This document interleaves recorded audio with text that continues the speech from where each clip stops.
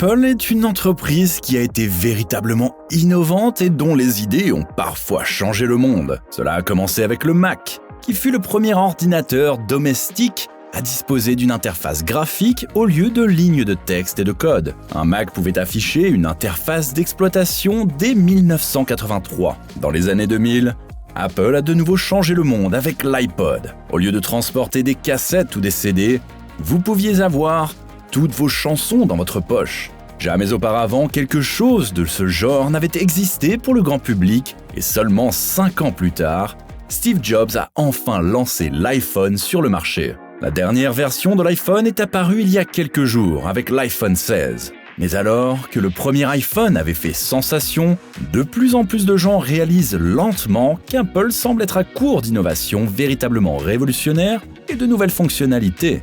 Cela fait longtemps qu'Apple n'a pas fait forte impression.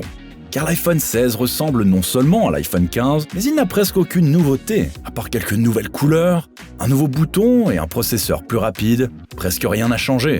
Même si l'on remonte d'un an en arrière, on constate exactement la même chose. So this is Apple's brand new, latest and greatest iPhone 15. And nothing inside is new or anything that we haven't seen before in some other phone somewhere. Parmi les autres choses, le téléphone peut avoir une connectivité 5G et est compatible avec MagSafe. 2 caractéristiques que les iPhones précédents avaient déjà. Même si l'on remonte 2 ans de plus et que l'on saute l'iPhone 14, on remarque que l'iPhone 13 n'a offert pratiquement aucune innovation non plus. Il y avait seulement les mises à niveau habituelles, de nouvelles couleurs, un meilleur appareil photo et un écran légèrement amélioré. Même visuellement, l'iPhone 16 a relativement peu changé par rapport à l'iPhone 13. Seul le design de la caméra est sensiblement différent. Si vous pensiez que le téléphone à gauche était l'iPhone 13, c'est en fait l'iPhone 12, car l'iPhone 13 ressemblait presque exactement à l'iPhone 12. Même les fans les plus fidèles de la marque populaire se rendent peu à peu compte qu'Apple a très peu changé. Il y a eu d'innombrables commentaires sur l'événement d'Apple, décrivant à quel point les nouveaux produits sont devenus ennuyeux, et comment l'entreprise elle-même semble presque à court de nouvelles idées. Il est remarquable qu'Apple apporte encore moins de changements à ses autres produits qu'à ses iPhones.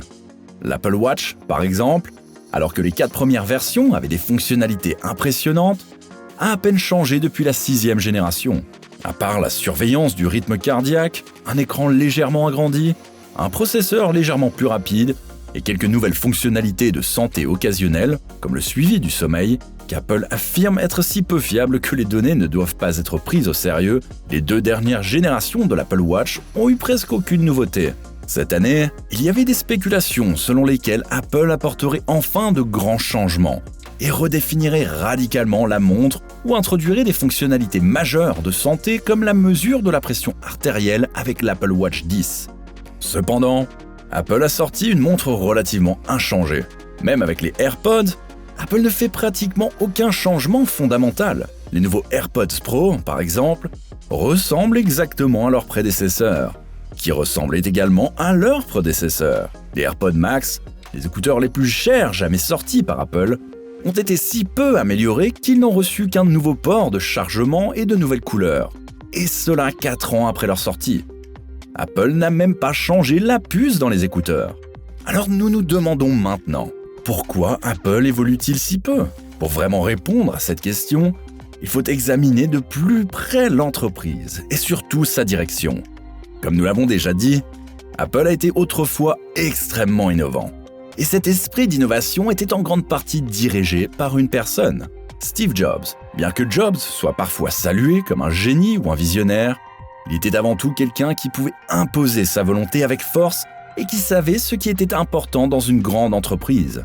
Lorsqu'Apple était en pleine croissance dans les années 80 et 90, l'entreprise a embauché de nombreux gestionnaires classiques issus d'entreprises comme Pepsi, qui avaient peu de connaissances en technologie, mais savaient comment diriger une entreprise. Jobs, cependant, avait une grande passion pour le bon design et pouvait clairement voir ce que les gens voulaient vraiment. Bien qu'il ait parfois été presque tyrannique, faisant parfois pleurer ses employés avec ses colères, son caractère focalisé a permis des percées comme le Mac et l'iPhone. Curieusement, ces gestionnaires ont presque expulsé Jobs de l'entreprise pour l'empêcher de travailler sur des projets comme le premier Mac. Finalement, Il a même quitté Apple pendant un certain temps parce que son style était trop peu conventionnel pour beaucoup. Jobs était, en effet, très peu conventionnel. Il allait souvent au bureau pieds nus, ne se douchait parfois pas pendant des semaines et avait une obsession presque pathologique de la perfection. Malgré ses excentricités, ou peut-être à cause d'elles, c'est Jobs qui a sauvé Apple à de nombreuses reprises avec ses idées extraordinaires. Ainsi, Apple a inventé son slogan publicitaire « Think Different ». Parce que ceux qui sont assez fous pour penser qu'ils peuvent changer le monde sont ceux qui le font. Aujourd'hui, en 2024, Apple est une entreprise pour laquelle le slogan « Think Different » ne s'applique presque plus du tout. Apple aujourd'hui ne se concentre plus sur des innovations révolutionnaires, mais essaie plutôt d'exploiter l'invention la plus récente de Steve Jobs autant que possible. Au lieu de présenter des appareils complètement nouveaux et d'essayer de changer le monde comme Jobs l'a fait autrefois, Tim Cook, le nouveau patron d'Apple, utilise une stratégie complètement différente. Cook n'est pas un visionnaire obsédé par le design ou l'innovation produit. Il est avant tout un homme d'affaires concentré sur la réussite d'Apple. En fait, Cook a réussi à atteindre cet objectif, mais avec une stratégie différente de celle de Steve Jobs. Au lieu d'inventer de nouveaux produits innovants, Tim Cook s'est concentré sur le développement de moyens pour Apple de générer plus de revenus. Son plan était de créer un écosystème Apple complet, où les clients pourraient passer leur vie numérique et aussi dépenser leur argent. Au lieu d'innover sur de nouveaux produits, Cook voulait rendre les gens plus dépendants d'Apple. Par exemple, il a introduit plusieurs services payants tels qu'Apple Music, Apple TV+, et iCloud. Avec ces services, Apple a annoncé une nouvelle ère des services. Bien qu'aucun d'entre eux n'ait été particulièrement innovant. Spotify offrait déjà des abonnements musicaux, Netflix était déjà un service de streaming, et le stockage en nuage n'était pas une invention d'Apple. Mais cela n'avait pas d'importance pour Tim Cook.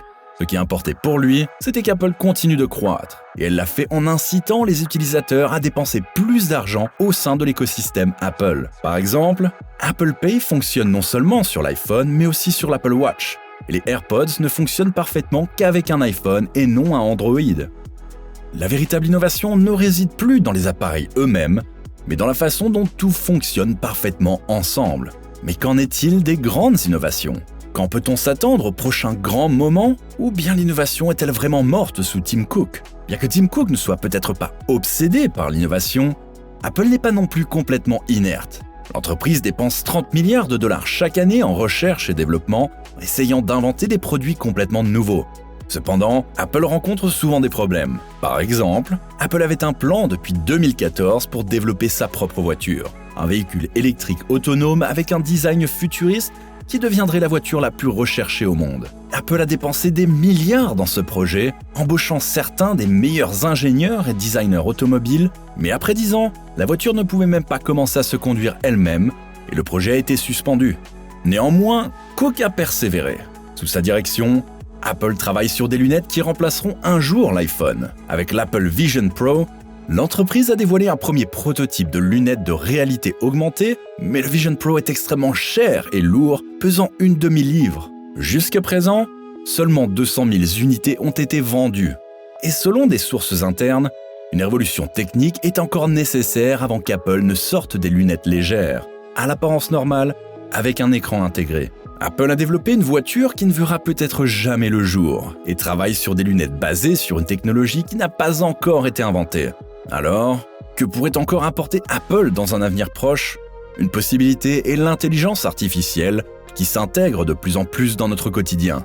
Des technologies comme ChatGPT sont en cours de développement à un rythme rapide. Et bien qu'Apple ait été lent à s'engager dans l'IA, son intégration de l'IA, appelée Apple Intelligence, pourrait devenir très utile sur un téléphone, grâce à l'immense volume de données personnelles présentes dans l'écosystème Apple, telles que les conversations, les photos et les contacts. Dans ces démonstrations, Apple montre comment vous pouvez demander à votre téléphone des informations tirées de vos conversations, l'IA sachant ce qui se passe dans votre vie numérique. Bien que cela semble impressionnant, il est encore incertain si ces fonctionnalités fonctionneront réellement comme promis. Mais qu'en pensez-vous ? L'IA d'Apple est-elle suffisante pour devenir la prochaine grande nouveauté d'Apple ? Quels nouveaux produits aimeriez-vous voir de la part d'Apple ? Faites-nous le savoir dans les commentaires. Nous sommes impatients de connaître vos idées et nous vous retrouverons la prochaine fois ici sur Bon à savoir.